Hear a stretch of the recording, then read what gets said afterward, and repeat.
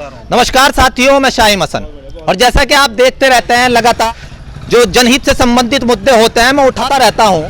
मेरी इसे कमी कहें, खूबी कहें या सिस्टम से जूझना कहें।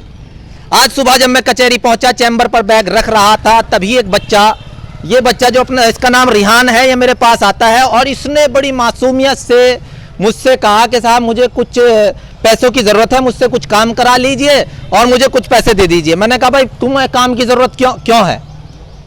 इसने कहा कि मेरे पिताजी का जो है देहांत हो चुका है, मेरे 2 बहन भाई घर भूखे बैठे हैं, बड़ी स्थिति ख़राब है। मैंने कहा चलो मुझे अपना घर बताओ, मैं घर पहुँच करके तुम्हारी मदद करूँगा।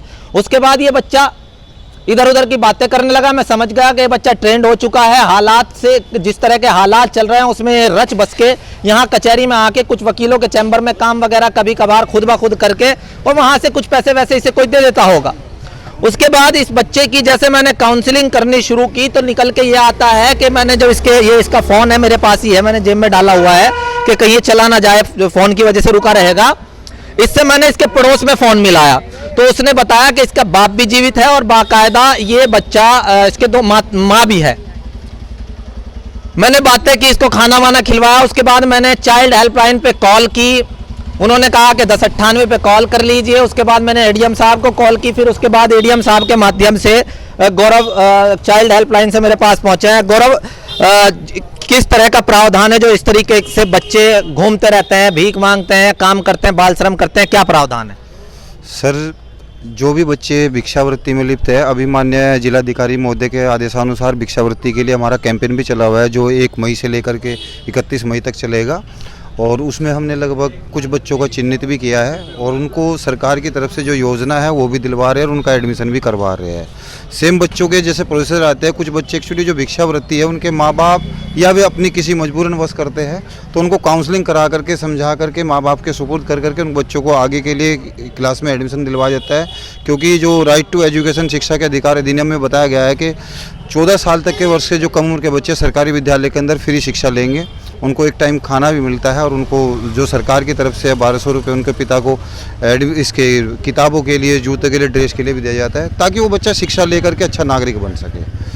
ये तमाम प्रावधान है इन चीज़ों के लिए। प्रावधान आपने सुनने में सुंदर लगते हैं, लेकिन सवाल यह है इन प्रावधानों को आप जानते हैं? अगर आप जानते हैं तो क्यों करके आप भिक्षा दे रहे हैं? पहले उससे पूछिए वो भिक्षा क्यों मांग रहा है, क्यों भीख मांग रहा है, क्या मजबूरी है, क्यों वो काम कर रहा है। लेकिन आप कहाँ जिम्मेदार? आपको तो फेसबुक पर जो है धार्मिक टिप्पणी करने से फुर्सत नहीं है, फेसबुक पे अपना ज्ञान जो है वो बांटना है, आपको जिम्मेदार नागरिक नहीं बनना है। हम जैसा कोई अगर इस तरह के कार्य करता है तो हमें बेवकूफ कह दिया जाता है, सनकी कह दिया जाता है कि यार ये ठाके बच्चों को पकड़ के कोई ना चाइल्ड हेल्पलाइन वालों को परेशान करता है। सरकार ने प्रावधान किए हुए हैं,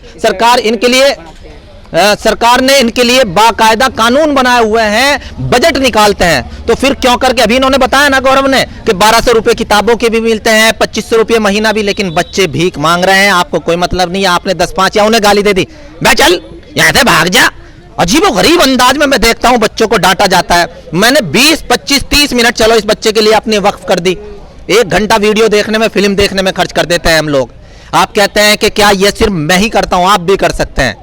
अगर आपको लगता है कोई बच्चा भीख मांग रहा है और 14 साल से कम उम्र है उसकी और किसी मजबूरी के तहत मांग रहा है तो उसको फ़ोन कीजिए चाइल्ड हेल्पलाइन को।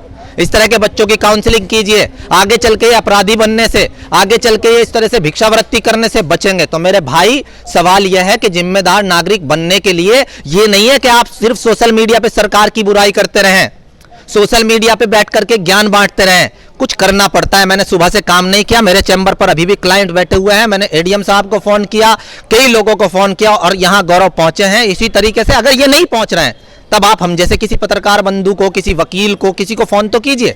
इनकी वाट लगाने के लिए हम हैं, खुलकर बोलेंगे इनके खिलाफ, लेकिन अगर ये आ गए तो हम कह रहे हैं। तो इसलिए जो इस तरह के बच्चे घूमते हैं उन्हें डांट फटकारने से बेहतर है चाइल्ड हेल्पलाइन को कॉल कीजिए। हालांकि 1098 तो भैया राम राम हो चुका है, उसका तो मिलती ही नहीं है। कम से कम उसमें भी वो मिलने की नहीं, कभी एक्चुअली क्या नहीं, डिफेंस मत कीजिए, उसका डिफेंस मत कीजिए, वो सरकार देखेगी। सरकार उसको चाहिए कि बीएसएनएल के जो इस तरह के हेल्पलाइन नंबर हैं उनमें भी सुधार करें। और इसी तरीके से आपकी भी जिम्मेदारी बनती है।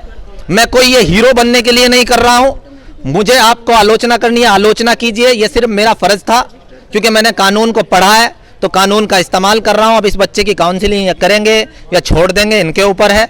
जो कुछ करना है ये अपनी जिम्मेदारी किस तरह निभाते हैं, चलिए जो भी है आप करिए। धन्यवाद आपका, और इसी तरीके से दोस्तों जुड़ रहिएगा। परफेक्ट खबर, आपकी आवाज आप